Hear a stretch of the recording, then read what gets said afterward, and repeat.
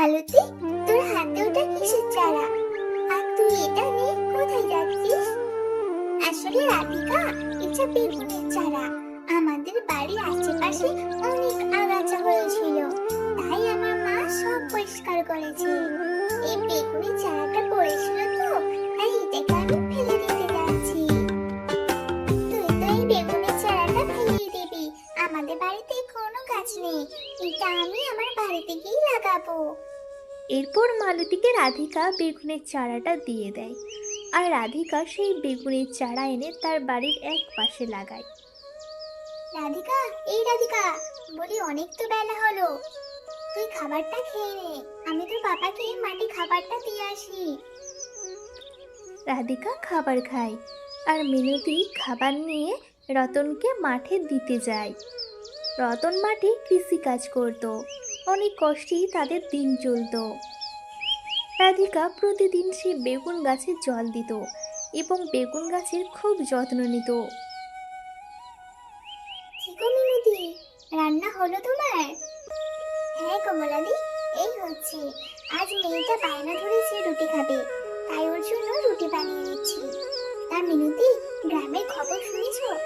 গ্রামে নাকি একটা ডাইনি ঢুকেছে। সন্ধ্যায় নামলেই নাকি কেউ আর বাড়ি থেকে বেরোতে পারছে না, বাচ্চাদের নাকি তুলে নিয়ে যাচ্ছে।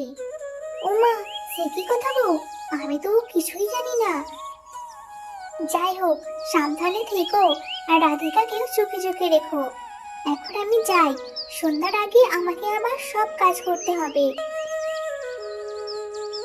এইদিকে ওই বেগুন গাছটা ধীরে ধীরে অনেক বড় হয়ে যায়, আর ওই বেগুন গাছে থাকতো একটা পরী।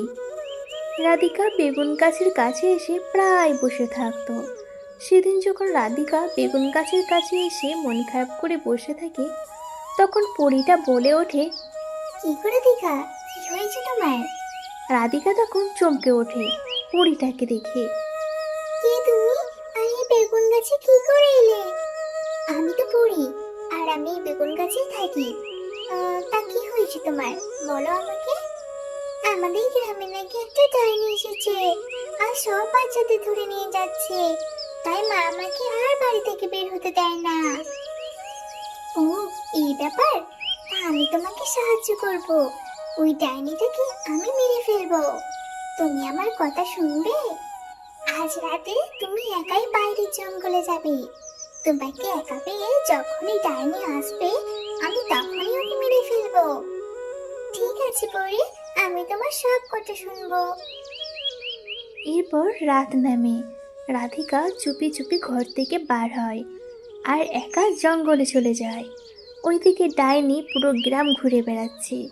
রাধিকাকে একা দেখে ডাইনি বলতে থাকে, এই তো একটা মানুষের বাচ্চা, আজ ওকে আমি দিয়ে যাব। এই বলেই রাধিকার সামনে ডাইনিটা এসে পড়ে। রাধিকা তো ভয়ে থরথর করে কাঁপতে থাকে। বাঁচাও আমাকে, পরি বাঁচাও, পরি তুমি কোথায় গেলে? তখনই ওখানে পরি চলে আসে। কি রে ডাইনি, তুই কি ভেবেছিস এই গ্রামের সব বাচ্চাদেরকে তুই নিয়ে যাবি? আজ তুই আর আমার হাত থেকে বাঁচতে পারবি না। তোর এত বড় সাহস যে তুই আমার সাথে লড়াই করতে এসেছিস? এরপর ডাইনি আর পরীর মধ্যে লড়াই লেগে যায়। শেষমেশ ডাইনিটা পরীর হাতে মারা যায়। রাধিকা, আর তোমার কোনো ভয় নেই। এবার থেকে তোমরা সবাই নিরাপদে থাকবে। কিন্তু এবার যে আমাকে আমার রাজ্যে ফিরে যেতে হবে। কিন্তু যাবার আগে তোমাকে আমি কিছু দিতে চাই। ওই বেগুন গাছে এবার থেকে প্রতিদিন একটা করে সোনার বেগুন ধরবে। তা থেকে তোমাদের দরিদ্রতা দূর হয়ে যাবে। এই বলে পরী উঠতে উঠতে আকাশের দিকে চলে যায়।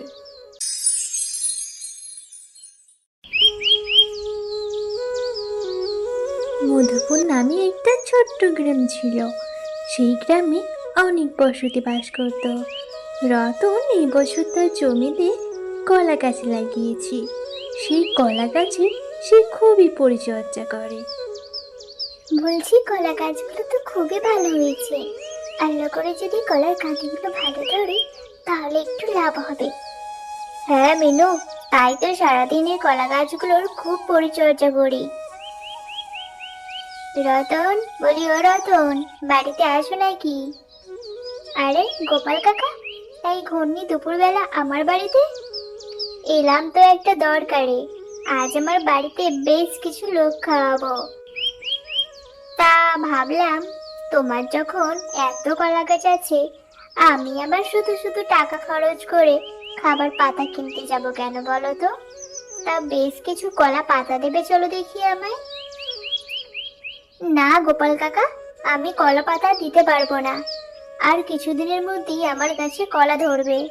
এখন যদি আমার কলা গাছের পাতা কাটি, তাহলে আমার কলা গাছগুলো দুর্বল হয়ে পড়বে। তুমি বরং বাজার থেকে পাতা কিনে আনো। রতনের কথা শুনে তো গোপাল রেগে লাল। বাড়িতে এসে সে রাগে গজরাতে থাকে। ওই রতনের এত দেবাক আমাকে কলা পাতা দিল না। আমিও দেখছি ওই কলা গাছ কি করে সোজা থাকে। এরপর কটা দিন কেটে গেল। মা মা, আমি চুটকির সাথে খেলতে যাচ্ছি। ঠিক আছে যা, তবে বেশি দূরে যাসনি, তাড়াতাড়ি ফিরে আসিস। রান্না তো হয়েই গেল, মুনির বাবাও তো এখনো বাড়ি ফিরলো না। সকাল থেকে তো বেচারি কিছুই খেয়ে যায়নি। মিনতি, মিনতি, রান্না হলো? তাড়াতাড়ি দুটো খেতে দাও দেখি, বড্ড খিদে লেগেছে। তুমি বসো, আমি এখনই খেতে দিচ্ছি। জানো মিনতি, আজ বেশ কটা গাছে কলা ধরেছে। কদিনের মধ্যে সব গাছই কলার কাঁদি ধরবে। এক সপ্তাহ পরে রতন জমির কলা গাছে অনেক কলা ধরেছে। ওইদিকে গোপাল তার অপমানের জন্য রাতের বেলা গিয়ে সে আর তার একটা চেলা গিয়ে সব কলা গাছ থেকে কলা ছিঁড়ে নষ্ট করে দিয়েছে। সকালবেলা রতন কলা বাগানে গিয়ে খুবই অবাক হয়ে যায় তার কলা বাগান দেখে।